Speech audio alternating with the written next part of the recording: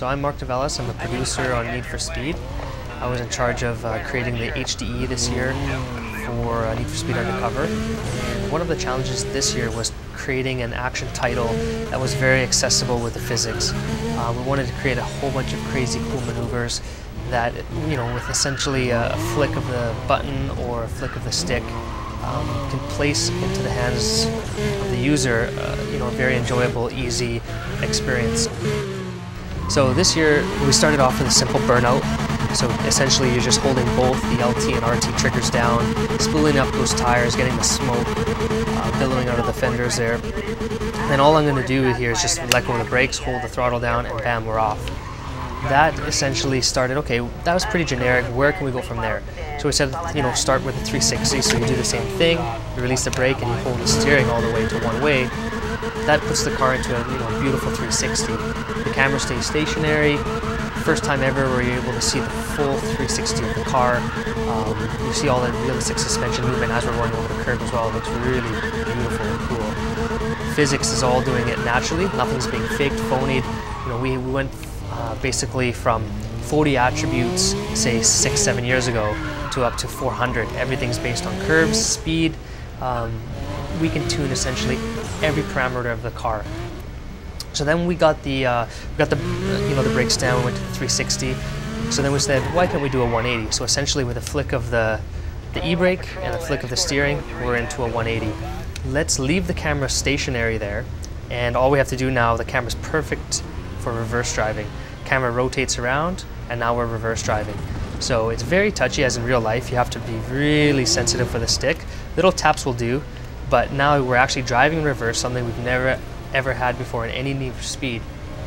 And essentially, you get a totally different perspective. You're looking at the front of the car now. So now that we have reverse driving, we said, okay, very cool. Can we do J-turns with a flick of a switch? So all we do is flick, boom, we're the other way.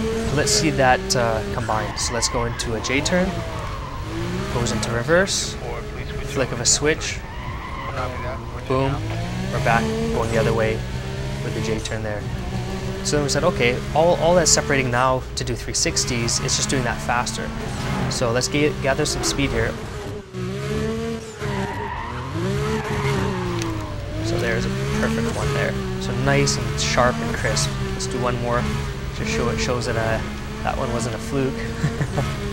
Nice and simple. There we go, nice and reactive. Just showing you how flicks of the switch and flicks of the controls allow you just to dance around, finesse the car. I'm going to show you now how that's possible. If you pretty much spin the car around in this light, first time again ever where you're able to see the side of the car completely. You'll notice the fenders here, how much suspension movement there is in the car. That's all happening naturally. That's all, we have progressive springs, we have digressive shocks, we have roll bars, we have everything based on speed.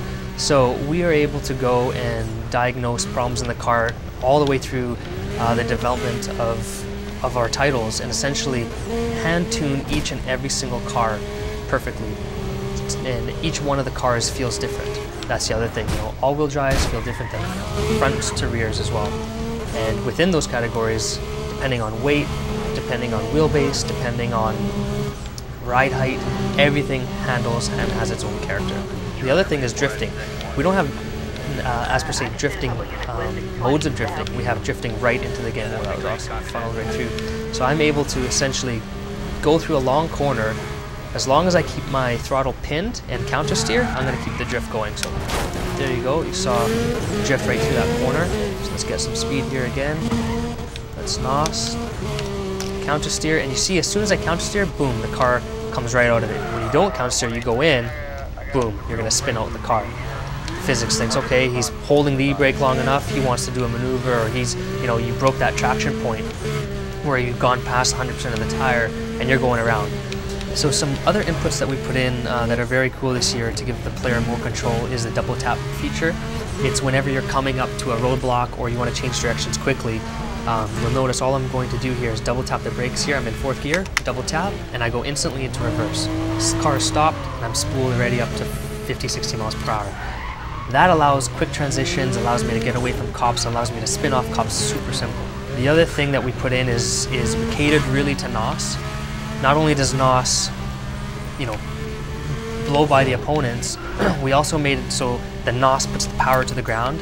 As I'm going into the drift, I can hit the e-brake, NOS at the same time. You just saw I just did a nitro drift there. Style points popped up. So again, show you, we're gonna drift, NOS at the same time, and I'm NOSing and counter steering at the same time to really keep the drift going. So timing is crucial, timing is key. Like I can't stress enough, nothing is faked. It has been my duty over the last 7-8 years, back since Hot Pursuit 2, we're developing Underground to create a physics engine that was powerful. All that work is a culmination of what we made in Need for Speed Undercover.